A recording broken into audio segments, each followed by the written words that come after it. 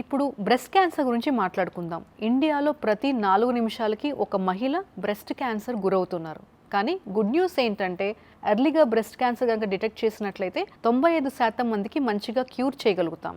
బ్రెస్ట్లో lump అంటే గడ్డ మాత్రమే కాదు, బ్రెస్ట్ ఒక ఆకారం మారినా, లేకపోతే నిప్పుల్ లోపలికి లాగినట్టయినా, లేకపోతే నిప్పుల్ నుంచి అన్ఎక్స్పెక్టెడ్గా డిశ్చార్జ్ అంటే రక్తం రూపంలో కావచ్చు, లేకపోతే చీము రూపంలో రావచ్చు వచ్చినా, లేకపోతే చంకలు ఏదైనా గడ్డగా మీకు ఏమైనా తగిలినా, ఇవి కూడా చాలా ఇంపార్టెంట్ వార్నింగ్ సైన్స్. 40 ఏళ్ళు పైగా ఉన్న మహిళలు సంవత్సరానికి ఒకసారి మ్యామోగ్రామ్ చేయించుకున్నట్లయితే ఎర్లీ స్టేజ్లో బ్రెస్ట్ క్యాన్సర్ డిటెక్ట్ చేయగలుగుతాం.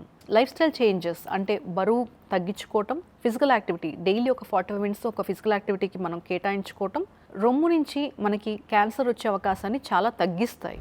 అండ్ ఆల్సో బ్రెస్ట్ ఫీడింగ్ని ఇప్పుడు చాలామంది ఆడవాళ్ళు అవాయిడ్ చేస్తున్నారు.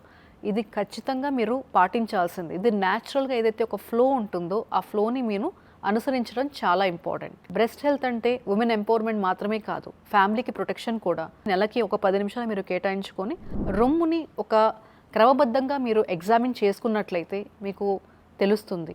ఒక 10 నిమిషాల చెక్ మీ జీవితాన్ని ప్రొటెక్ట్ చేస్తుంది.